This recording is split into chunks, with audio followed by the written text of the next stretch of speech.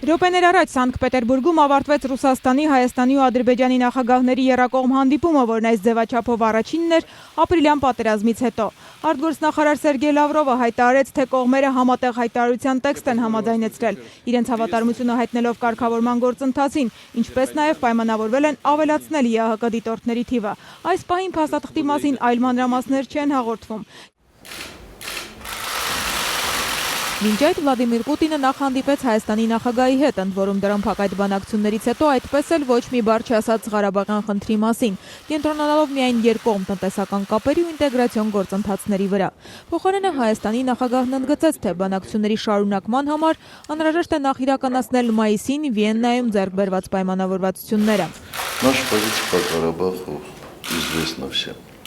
Мы хотим, чтобы вопрос... Ղարաբաղի վերաբերյալ մեր դիրքորոշումը հայտնի է բոլորին։ Մենք ցանկանում ենք, որ հարցը լուծվի բացառապես խաղաղ ճանապարհով եւ շնորհակալ եմ ձեզ եւ Մինսկի խմբի համանախագահ երկրներին այն ըմբռնման եւ ջանքերի համար, որ դրսեւորում եք այդ հարցում։ Սակայն ցավոք մի կողմի ցանկությամբ հնարավոր չէ այդպիսի խնդիր կարգավորել։ Մենք ուրախ կլինեինք, եթե այսօր կարողանայինք առաջ շարժվել Վիեննայում ձեռք բերված պայմանավորվածությունների իրագործման ուղղությամբ, այսինքն ստեղծենք հրադադարի ռեժիմի խախտման հետաքննության մեխանիզմներ, դա աշխատանքային տրամադրություն կստեղծի բանակցություններ վարելու համար։ И это создаст рабочий настрой для ведения переговоров. Հայաստանի նախագահից հետո Վլադիմիր Պուտինը հանդիպեց Իլհամ Ալիևի հետ, ով բանակցությունները չսկսած պնդեց, Բաքուն մտադիր չէ ետ կանգնել իր պահանջների։ Конфликт затянулся,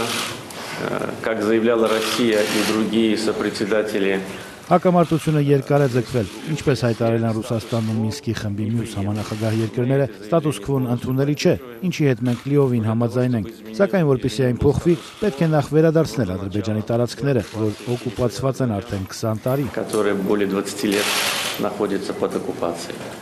Ավելի վաղ Պուտինի խոսնակը լրագրողների հետ զրույցում նշել էր, սպասվում են բարդ բանակցություններ, հավելելով. այս պահին Կրեմլի հիմնական խնդիրն է երաշխավորել, որ զինված գործողությունները չվերսկսվեն եւ չկորչի այն արդյունքը, որ կար մինչեւ ապրիլյան բռնությունների մեկնարկը։ Փորձագետները փաստում են, որ կողմերի դիրքորոշումների մերձեցման մասին դեռ շատ վաղ է խոսել։ Ես ոչ մի դրական ակնկալիք չունեմ, իմ գործընկեր Ազա Բաբայանի հետ զրույցում այսօր ասել է ռազմական հարցերով ռուսաստանցի փորձագետ Պավել Ֆելգենգաուերը, ում համոզմամբ ապրիլյան քարորյա պատերազմի վերսկսումն անխուսափելի է։ Ничего сейчас решить нельзя. Никто не может пойти на уступки. Ни Алиев, ни Заргизян. Հիմա ոչինչ հնարավոր չէ որոշել։ Կողմերից որևէ մեկը չի գնա զիջման։ Ալիևին պետք է նվազագույնը ետ ստանալ Ղարաբաղի շրջակա տարածքները, մինչդեռ Սարգսյանը չի կարող որևէ բան հանձնել, թե չէ նախագահի աթոռին երկար չի մնա։ Նախագահներից որևէ մեկի դիրքերն այժմ ուժեղ չեն եւ նրանք չունեն համապատասխան ներուժ ոչ միայն վերցնելու, այլև տալու եւ համոզելու սեփական ժողովրդին, որ այդպես է պետք։ И убедить